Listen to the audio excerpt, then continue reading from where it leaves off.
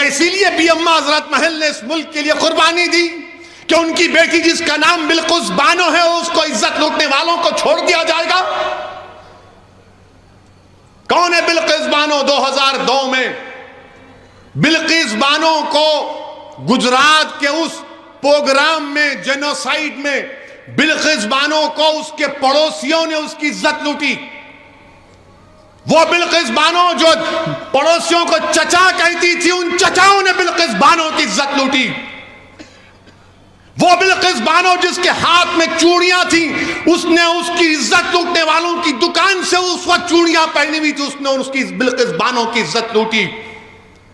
बिल्किस बानो हामिला थी जब उसकी इज्जत लूटी गई।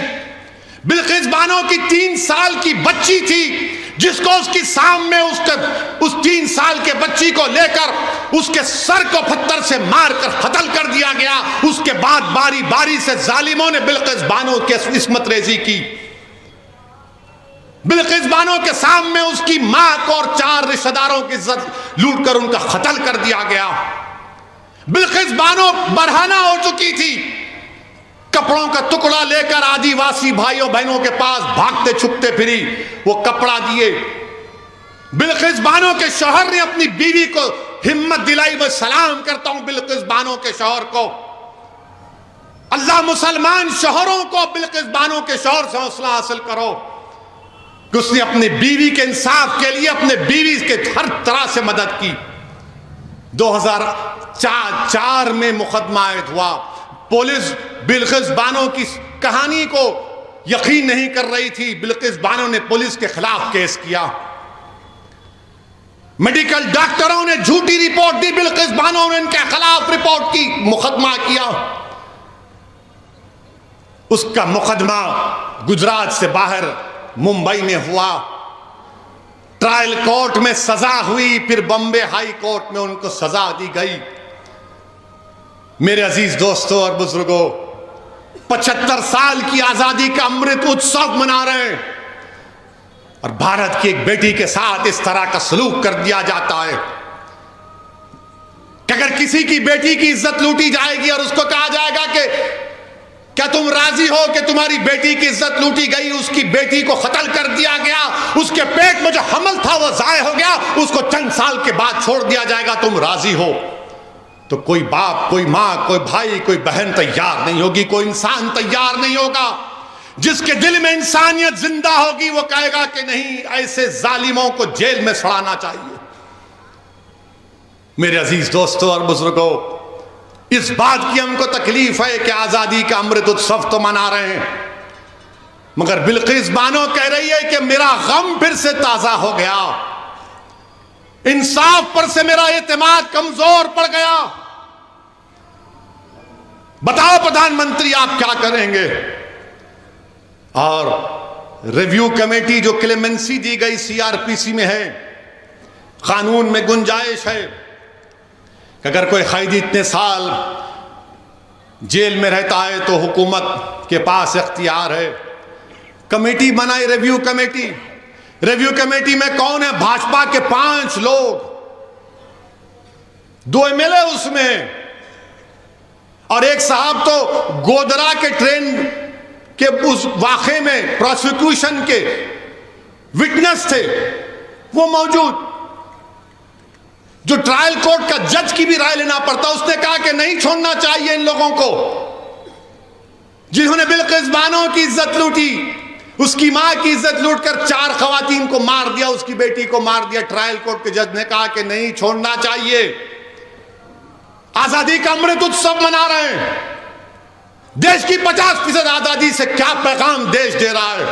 थोड़ी देर के लिए भूल जाओ कि वो मुसलमान थी, थोड़ी देर के लिए समझो कि वो हिंदू थी, वो ईसाई थी, सिख थी, वो इंसान थी। हम हिंदू मुसलमान के चक्कर में एक बच्ची से जो उसकी इज्जत के तार तार को तोड़ दिया गया। आज भारत में कोई आवाज नहीं उठाता। कहां गया वो जज्बा, वो रोड पर आना, वो एहतजाज करना? कुछ नहीं। क्यों? क्या उसका नाम बिल्किस है बोलकर? याद रखो, आज बिल्किस से हुआ, कल किसी और से खुदा ना खास्ता ना हो जाए। और वो क्या कहती है एमएलएज वो जो रिव्यू कमेटी के एमएलए एक टीवी चैनल के इंटरव्यू में कहते हैं, क्या कहते हैं?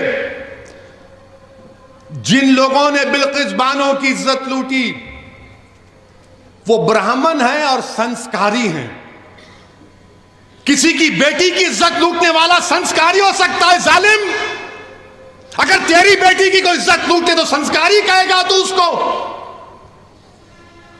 इस तरह की बात ऑन रिकॉर्ड कही गई। हम भारत के प्रधानमंत्री से पूछना चाह रहे हैं, ट्रिपल तलाक का कानून आपने बनाया था, आपने पार्लियामेंट के बाहर कहा था कि मैं मुस्लिम बहनों का भाई हूं। प्रधानमंत्री बिल्किस बानो भी आपकी बहन की बेटी है, प्रधानमंत्री बिल्किस बानो भी आपकी भाई की बेटी है। आप नरेंद्र मोदी हैं मगर आप देश के प्रधानमंत्री हैं, आप मुल्क के वजीर आजम हैं। हम आपसे अपील करते हैं, इंसाफ की खातिर आप अपने अख्तियारात को इस्तेमाल करिए और उन 11 लोगों को दोबारा जेल भेजाइए। वो बिल्किस लाचार और यतीमी की हालत में आज कह रही है कि मैं दुनिया से बात नहीं करूंगी, मैं दुनिया से बात नहीं करूंगी, इंसाफ पे से मेरा भरोसा उठ चुका है। हम वजीर आजम से अपील करते हैं, मुल्क के वजीर आजम से हर शख्स अपील करता है कि भारत के प्रधानमंत्री, तारीख में आपको किस तरह याद किया जाएगा वो आप फैसला कर लो।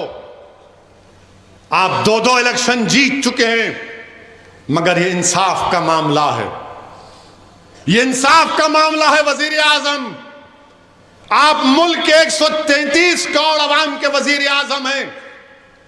आप सिर्फ वोट डालने वालों के वजीर आजम नहीं है, देश के प्रधानमंत्री। आप अपने अख्तियारात को इस्तेमाल करो। बिल्किस बानो अपने घर से निकलने से डर रही है।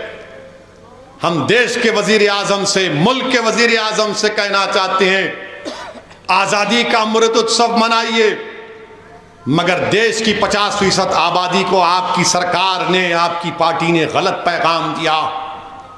ये खवातीन से नाइंसाफी है। जो इंसाफ को पसंद करते हैं वो मायूस हो चुके हैं। जो बाप अपनी बेटी के वास्ते परेशान है वो देखकर बोल रहा है कि मेरी बेटी का क्या होगा। इस मुल्क में कोई दिन नहीं जाता जब हमारी खवातीन पर जुल्म नहीं किया जाता।